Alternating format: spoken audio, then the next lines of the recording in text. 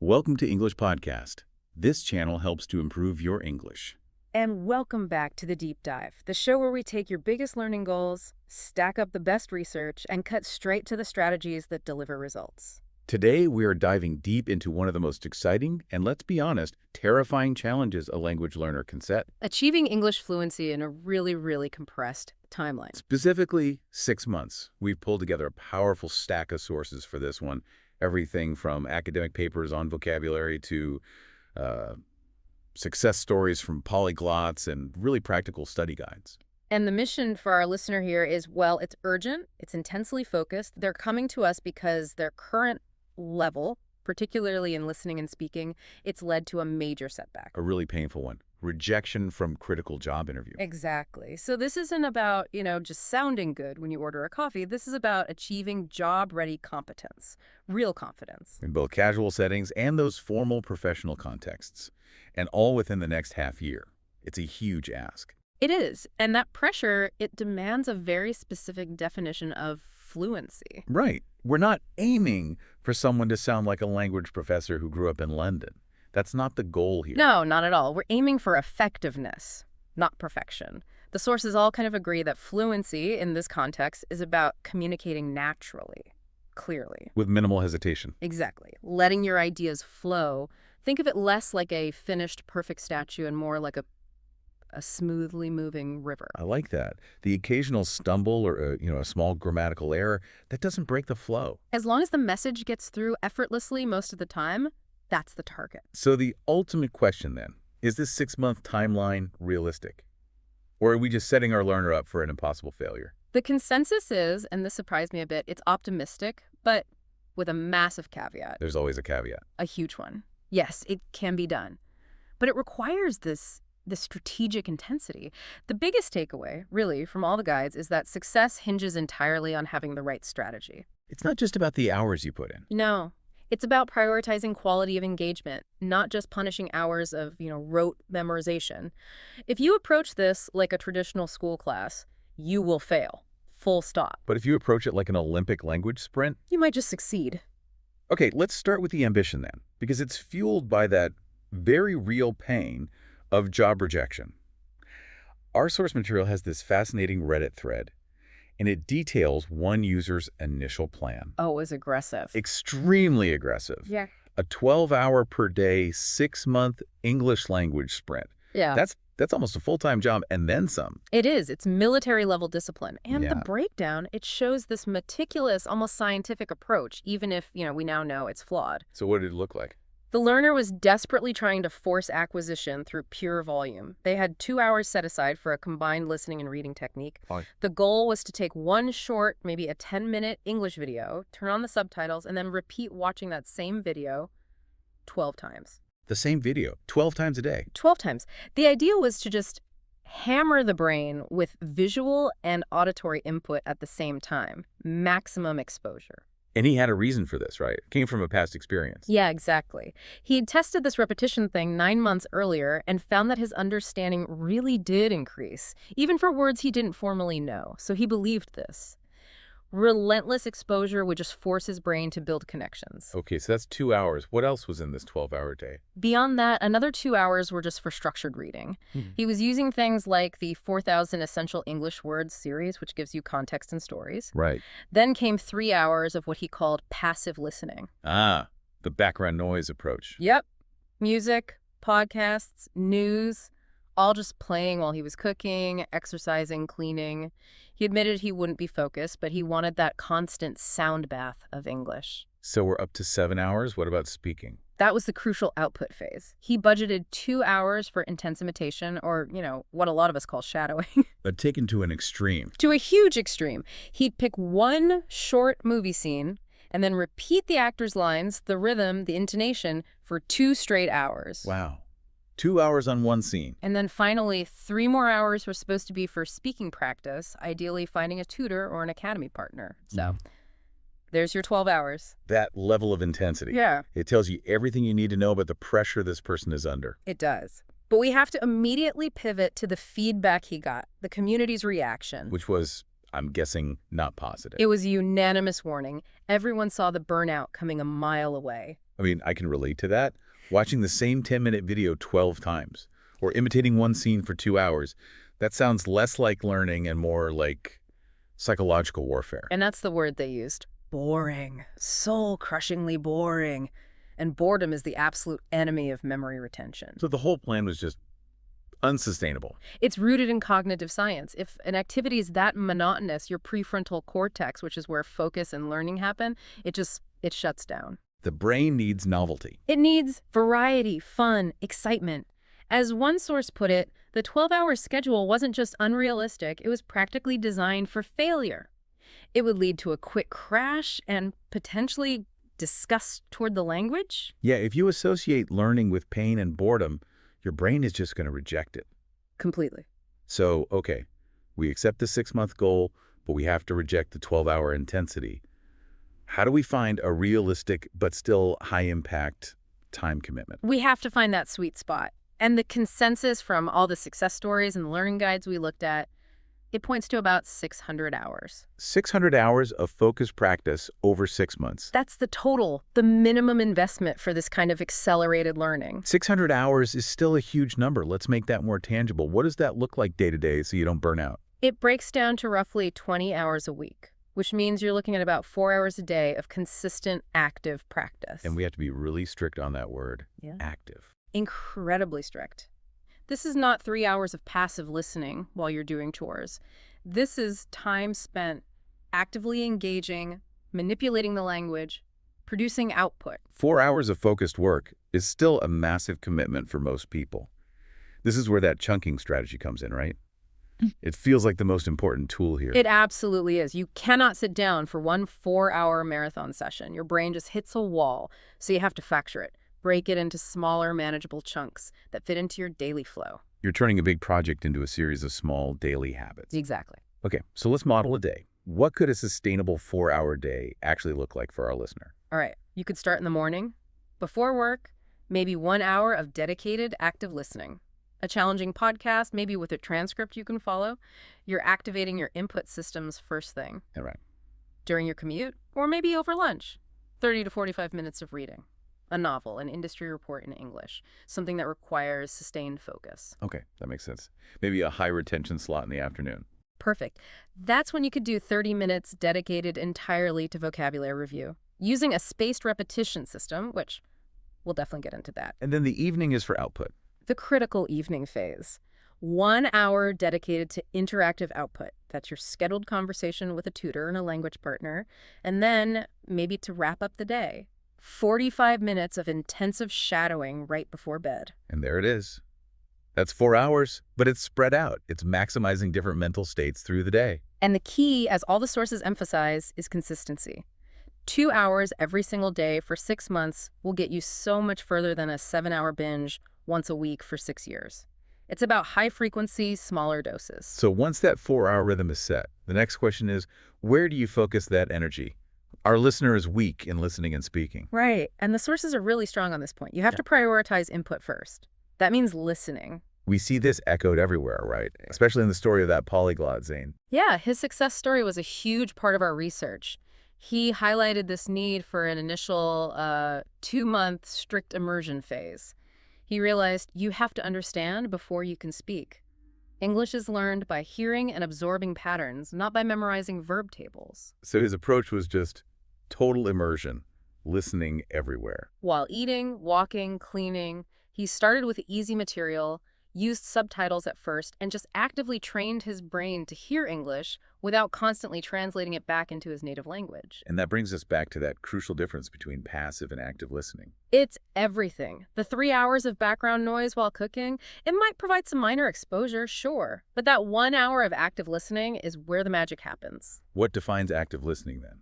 It means you're paying rigorous attention to more than just the words. You're focusing on the rhythm, the intonation, the stress points. The music of the language, Zane called it. Exactly. That's how your brain naturally starts to pick up on the patterns and the structure of the language.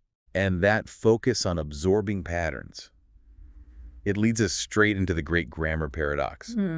Our listener needs to master structure to sound professional.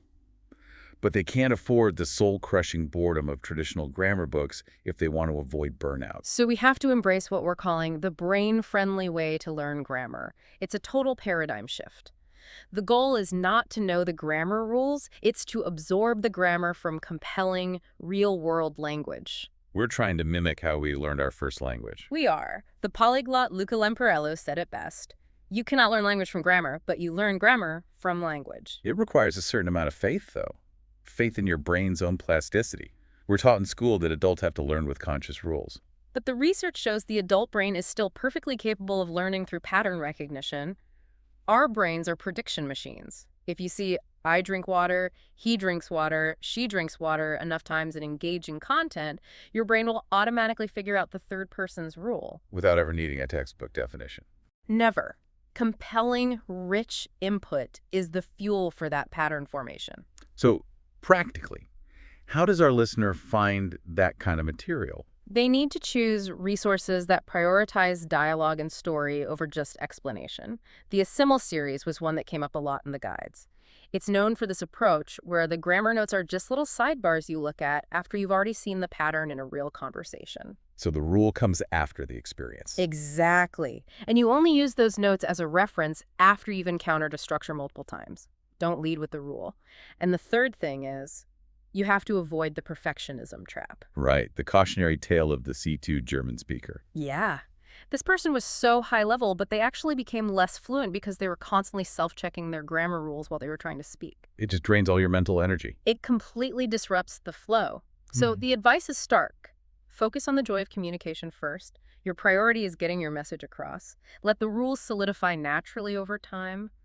Mistakes are just proof you're progressing. Okay, let's pivot to vocabulary.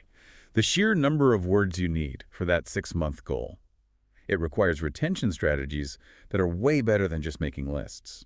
It requires efficiency. The good news is, fluency doesn't require the 20,000 words a native speaker knows. The focus has to be on foundational vocabulary. What's the magic number? The consensus suggests that the top 4,000 high-frequency words will let you handle about 80% of everyday conversations. Topics like work, family, weather, food. Aiming for more than that, at first, is just counterproductive. So once you identify those 4,000 words, say 50 to 100 new words a week, how do you make them stick? This is where that specialized research from the Russian VLS program comes in. Yes, the Vocabulary Learning Strategies research. It was designed for learners under immense pressure. They were often required to memorize up to 100 words per week. And their findings highlight a multi-domain approach. Which means? It means the best methods use repetition, spacing, and crucially, active retrieval. We're all pretty familiar with repetition and spacing now, thanks to digital tools.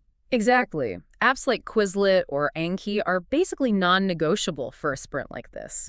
They use spaced repetition algorithms to show you difficult words at these optimal, increasing time intervals. It's just a much more efficient way to move words from your short-term to your long-term memory. But the really radical idea from that research was about transforming the humble flashcard. They call them semi-contextualized flashcards. Yeah, this is so much more powerful than just word on one side, translation on the other. It's a deliberate effort to create multiple retrieval paths in your brain. So what's on these special flashcards? They need 4 specific elements for every word. 4 required elements. 1, the target English word. 2, your native language translation. 3, a meaningful association. This could be a picture, a mental image, a quick note. And 4. A collocation or a brief personal example sentence that shows the word in context. Ideally, it's a sentence that's relevant to your life or your professional goals. Okay, let's make that real. If our listener wants to learn the professional word obtain instead of just get, what would that card look like? All right, so on the card, you'd have obtain. You'd have the translation. The meaningful association might be a mental image of a diploma or a job offer letter, something valuable. And the sentence could be, I hope to obtain the necessary certifications before my next interview. And the power here comes from that structure, from having multiple ways to access the memory. Precisely. It creates all these different retrieval opportunities. You can use the example sentence to remember the target word, or use the visual image to remember the meaning. It forces your brain to work from multiple angles, which the research found was way more effective for high-volume retention. It turns a passive task into an active puzzle. They also mentioned the keyword method. Yes, another powerful mnemonic.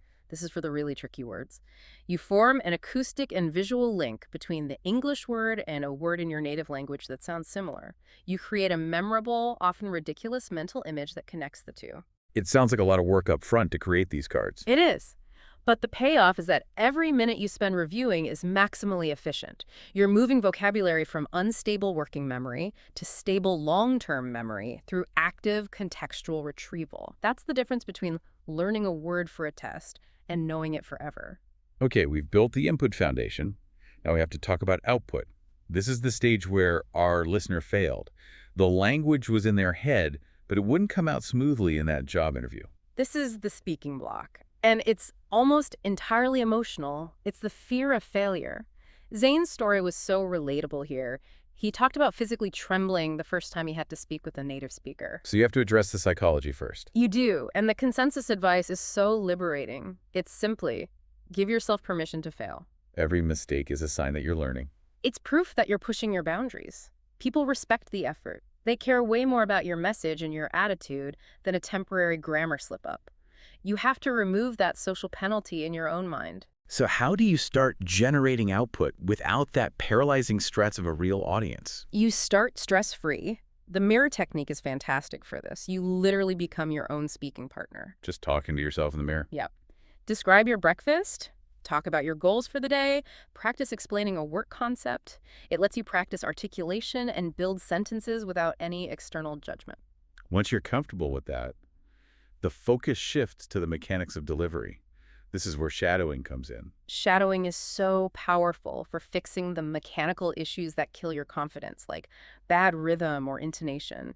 You listen to high-quality audio, a speech, a podcast, and you repeat it word for word, like an echo. It's training the muscles, right? Your mouth, your tongue. Exactly. It aligns your brain with the natural music of English. And the sources all say that even small amounts of focused shadowing get quick results. How much? Just 20 minutes in the morning and 20 in the evening can rapidly improve your accent and speaking speed. It's the fastest way to get that native-like flow. Okay, beyond self-practice, the biggest accelerator is immersion. If our listener can't just move to another country, how do they create that environment artificially? You use digital immersion and physical immersion. The digital part is easy. Change the language on your phone, your computer, all your apps to English. Your environment becomes your teacher. And you switch all your media consumption. All of it. English music, podcasts, TV shows that you're actually interested in. You just switch away completely from your native language sources for a while. And the physical steps. You make English part of your mundane daily actions. Narrate what you're doing. I'm chopping the vegetables. I'm boiling the water.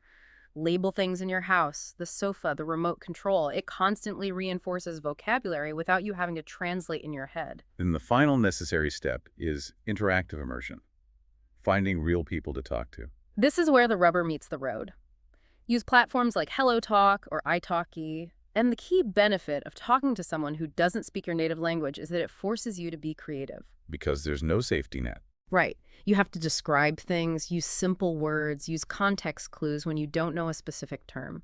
That creative problem solving is what really accelerates your fluency. The sources also mentioned a more kinetic method for absolute beginners. Ah, yes. Total physical response, or TPR. It's perfect for learning basic action verbs. It directly associates a physical movement with the spoken word. Think of the game, Simon Says. If I say jump, you jump. Exactly. It bypasses translation and anchors the meaning directly to the action. It's great for getting started. Now, for our learner, who is highly motivated and needs structure, we should compare two of the big language learning apps that came up, Pimsleur and Rosetta Stone. They're very different. They're designed for completely different learning styles. Yeah. Pimsleur is built entirely on an auditory method. The whole premise is that language is spoken first. So what are its unique mechanics? It's all 30-minute audio lessons. It uses something called graduated interval recall, which is a form of spaced repetition. But the key is, it prompts you to anticipate the correct response out loud before the speaker gives it. It trains you to think and speak. So it's great for auditory learners. Superb for them, and for anyone whose main goal is just speaking and listening. The downside is that it almost entirely neglects reading and writing. And on the other side, we have Rosetta Stone, visual learner's choice. Rosetta Stone uses its famous dynamic immersion method. The defining feature is the complete rejection of translation. You learn apple by seeing pictures of apples while hearing and reading the word. It forces you to build connections directly in English. It does, and it's very comprehensive. It covers speaking, listening, reading, and writing all at once, and crucially, it has very advanced speech recognition technology, To give you immediate feedback on your pronunciation. which is vital for someone who's worried about their speaking confidence. It lets you correct mistakes before they become bad habits. It offers fewer languages, but it's a more holistic, if often more expensive, experience. So if the goal is just getting conversational fast, Pimsleur might give a quicker boost. But for professional communication, which needs literacy and good pronunciation, Rosetta Stone might be the better long-term bet for these 6 months. That's a good summary. This next section, though, is the make or break element for our listener. The job rejection wasn't because they couldn't order coffee. No. It was a failure to demonstrate the right contextual competence. They need to master the difference between conversational and professional English. It's the skill of code switching, knowing that the way you talk on a Friday night is totally inappropriate for a Monday morning board meeting. Let's define them. What is conversational English? It's informal, it's relaxed, it's about building rapport. It uses slang, I'm totally slammed at work, idioms, contractions, lots of phrasal verbs like to chill out or to mess up. Its function is social connection. And professional English. That's a high-stakes dialect. It's for meetings, official emails, reports, presentations, and job interviews. And what does it demand? Formality, neutrality, precise vocabulary, clear, structured communication. Instead of slang, you need sophisticated alternatives. The goal is to show competence, expertise, and respect. So instead of, I'm going to kick off a project next week, In a formal report, you'd write, I will commence the project next week. It's a different world.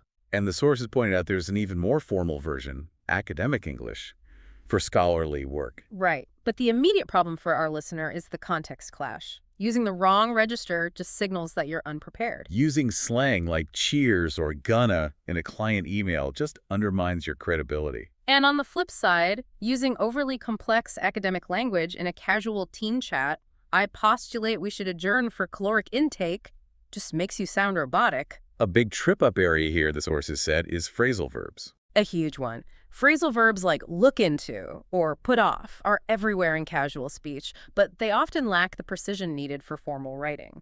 The learner has to train themselves to swap them out for a single, more formal verb. Okay, let's spend a minute on this. The formal vocabulary swap strategy. This could immediately help in a job interview. The elevation in how you sound is instantaneous. Let's run through a few key pairs our listener should turn into those 4-element flashcards. Go for it. First, casual, get, formal, obtain or acquire. So not we need to get more data, but we need to obtain the necessary data. Okay, that's a big one. Second, casual, find out. Formal, discover or ascertain. Instead of I'll find out the cost, you say I will ascertain the definitive cost. Much more professional. Third, casual, go on. Formal, continue or proceed. In a presentation, you'd ask, may I proceed with the next slide? Not, can I go on? Right. Fourth, casual, put off. Formal, postpone or defer. This is crucial for scheduling. We must postpone the deadline, not we have to put off the deadline. And one more. Let's do casual, look into. Formal, investigate or examine. In an email subject line, you'd write, action required, investigating client complaint X. Hearing those side by side, it's night and day. The formal language just sounds so much more competent. It does. And for writing, they need a structured approach, using headings, bullet points, and what we call signposting phrases. What are those? They're transition phrases that guide the reader. Instead of rambling, you structure your argument with things like to begin with. Furthermore, in addition, and crucially, to conclude, it shows organized thought. And the final, most advanced skill is being able to switch between these registers instantly. Yes, observation and switching practice. First, you actively observe native speakers. How do they talk to the CEO versus how they talk in the break room? Then you practice. Explain the same concept twice. First casually, then formally. Back to back. It trains your brain to recognize the context and activate the right vocabulary and tone on demand. But given the urgency of landing a job, self-correction might be too risky here. Absolutely. For these high stakes, you should invest in a specific business English tutor or a corporate training program. You need that tailored, constructive feedback on your tone, structure, and cultural nuance.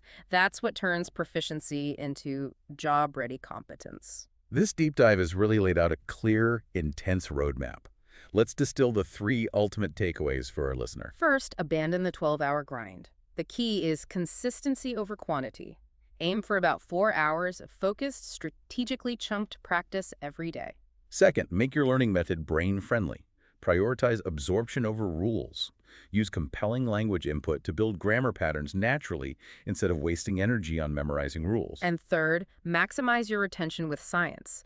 Use spaced repetition tools like Anki and invest the time to create those custom, multi-directional, semi-contextualized flashcards to lock in the vocabulary you need most. The ultimate success story here, like Zane's, isn't just about the language. It's about building discipline, patience, and the confidence to use English as a bridge to new opportunities. Indeed, we've laid out the steps, but we want to leave you with one final, provocative thought that connects your goal to the learning science we've been talking about. We spent a lot of time on that vocabulary learning strategies research. A program designed for people under extreme pressure to learn a massive number of words every week. Their secret was building a hyper-efficient system.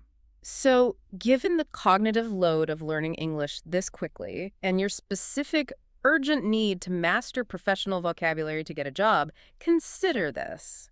How much further could your progress accelerate if you focused the next 6 months not just on learning English words, but on meticulously building and refining your personal, specialized algorithm for word learning? Optimizing your spaced repetition, your keyword method, your flashcard structure. Yeah. All of it tailored specifically to retain the high-stakes vocabulary for your industry. Become the student, but also become the designer of your own linguistic destiny. That is the true path to accelerated fluency. Happy learning. We'll see you on the next deep dive. See you next time.